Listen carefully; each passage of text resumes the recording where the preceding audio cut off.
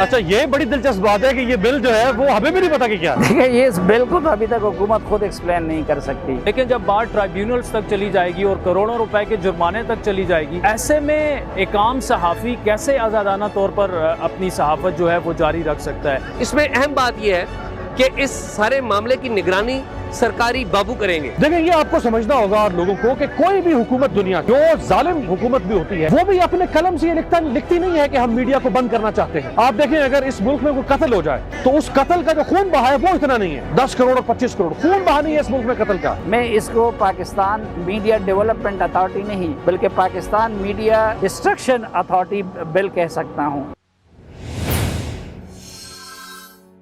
یہ parliament of Pakistan ہے۔ آج اس پارلیمنٹ میں صدر پاکستان کا خطاب ہونا تھا، لیکن پارلیمنٹ کے اندر اور باہر صحافی سراپا احتجاج ہے۔ احتجاج کی وجہ حکومت جو بل لانا چاہ رہی ہے صحافیوں کے خلاف وہ بنی۔ آئیے جانتے ہیں کہ اس بل میں ہے کیا اور اس کی وجہ کیا ہے، کیوں صحافی اس سے کافی خوفزدہ ہے۔ حکومت پاکستان میڈیا ڈیولپمنٹ اتھارٹی نام کا ایک بل متعارف کروانے کی کوشش کر رہی ہے، ابھی وہ ٹیبل نہیں کیا۔ اس بل کے مطابق جتنے بھی میڈیا کے ریگولیٹری ادارے ہیں وہ ختم ہو جائیں گے، پیمرا ختم ہو جائے گی، P I D press information department وہ ختم ہو جائے گا اور ون ونڈو آپریشن ہوگا، نہ صرف یہ کہ ٹیلی ویژن چینلز کے لیے، اخبارات کے لیے، بلکہ ڈیجیٹل میڈیا کے لیے بھی۔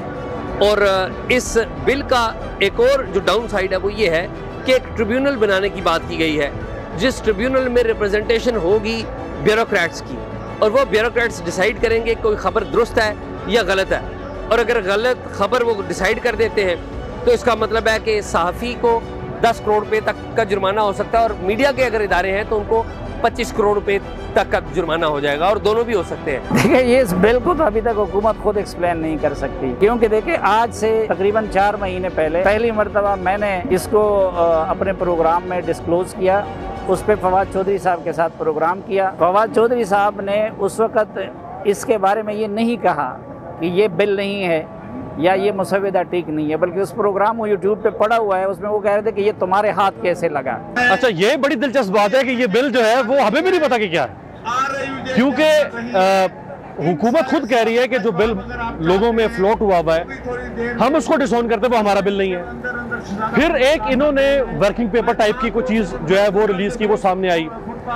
اچھا بل جو ہے وہ ظاہری بات ہے ایک ڈرافٹ ہے جو سوشل میڈیا پہ دائیں بائیں پھر رہا ہے کہ اس بل میں کیا کچھ ہے۔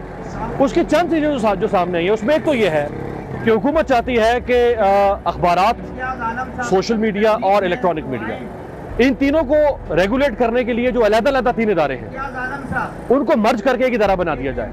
اچھا اس میں بظاہر کوئی بات نہیں ہے، یہ ایڈمنسٹریٹو فیصلہ ہو سکتا ہے۔ ایک اور بات جو سامنے آئی، اچھا میں آپ کو بتا رہا ہوں کہ اس میں سے کوئی کسی بات کی تصدیق نہیں کر سکتے ہم، کیونکہ بل ہمارے ہاتھوں میں نہیں ہے۔ دوسری بات جو سامنے آئی وہ یہ کہ فیک نیوز کے اوپر یا غلط خبروں کے اوپر جو ہے اس کو بالکل روکنا چاہیے، حکومت کا کام ہے اس کو روکے۔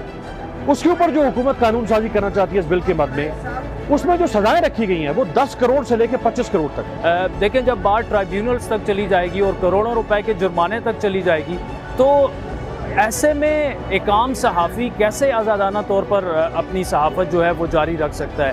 تو بڑا جو میرے لیے اس پر بڑے اعتراضات ہیں وہ یہ ہیں کہ جب پاکستان میں ساری عدالتیں موجود ہیں، پیمرا موجود ہیں، پیمرا کو جتنے خوفناک طریقے سے استعمال کیا جاتا رہا، تو آپ کے پاس ویسے بھی میکینزم ہے آزادی صحافت کو سلب کرنے کے لیے، تو ایسے میں ایسے آرڈیننس کو لے کے آنا جس پر پاکستان کی تمام جو اپوزیشن جماعتیں ہیں وہ اس پر متفق ہیں کہ یہ ایک کالے قانون سے زیادہ نہیں ہے، اور اس کی صرف اور صرف جو ایک ریزن ہے کہ آزادی اظہار کو صحافیوں کو پر مزید جو ہے قدغنیں لگائی جائیں۔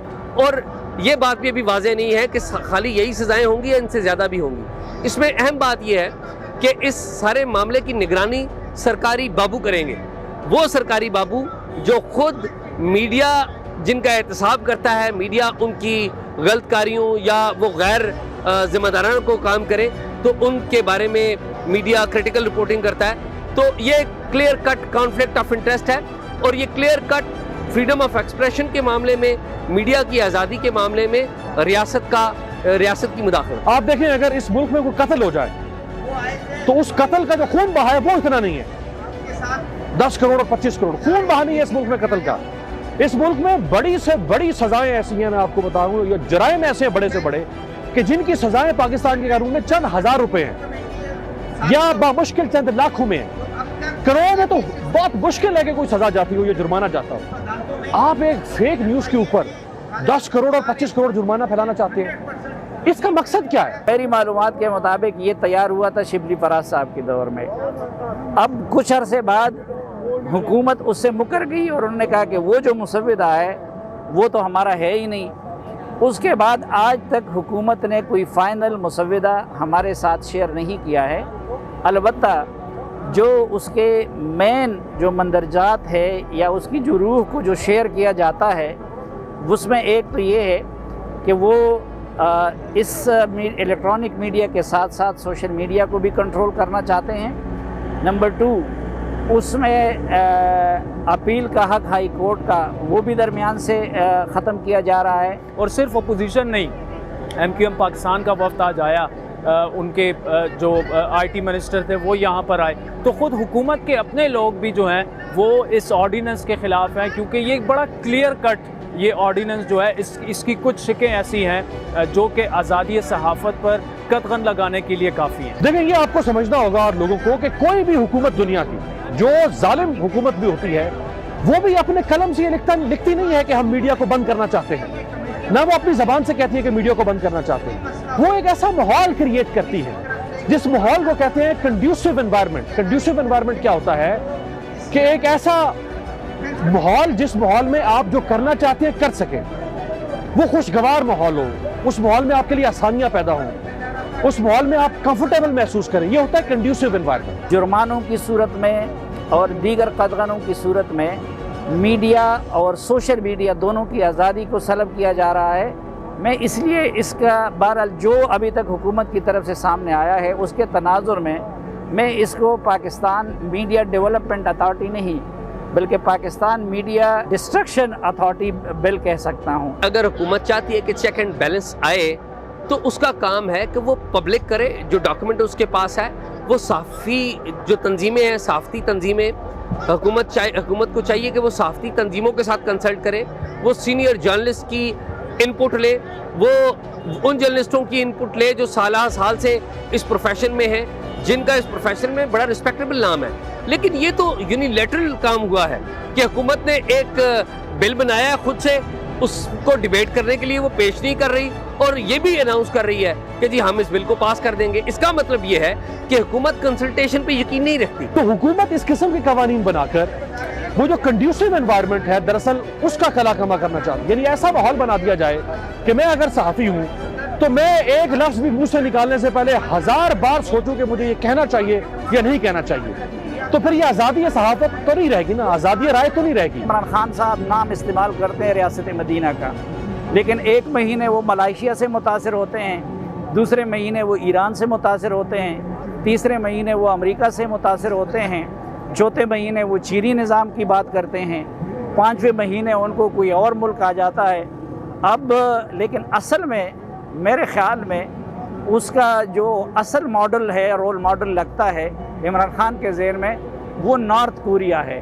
اس کا مطلب یہ ہے کہ یہ بل ایک ڈکٹیٹوریل وے میں لایا جا رہا ہے تاکہ کسی کنسلٹیشن کے بغیر، کسی رائے کے بغیر، عوامی رائے کے بغیر، صحافتی رائے کے بغیر اسے منظور کر لیا جائے۔ آپ قانون کو سخت کریں، امپلیمنٹیشن کو سخت کریں۔ اگر مجھے آپ 1 روپیہ بھی جرمانہ کریں تو وہ جرمانہ مجھے کھونا چاہیے، وہ جرمانہ مجھے کریں آپ، مجھے اس پہ کوئی اعتراض نہیں ہے، لیکن آپ مجھ پہ 10 کروڑ روپے جرمانہ کر رہے ہیں، آپ اداروں پر 25 کروڑ روپے جرمانہ کر رہے ہیں، تو یہ وہ دراصل ایسے انداز ہیں اس حکومت کے جو میڈیا کے اوپر آپ سمجھتے ہیں جسے گلا گھونٹا کہا جاتا ہے۔ کیونکہ ان کی حکومت کے طرز کو اگر آپ دیکھیں اور ان کے شخصی آمرانہ خواہشات کو اگر آپ دیکھیں تو وہ چینی ماڈل سے میچ نہیں کرتا، کیونکہ چین کے سی پیک کا تو جو حشر انہوں نے کر دیا، اور چینی جتنے اس وقت اس سیٹ اپ سے نالا ہیں۔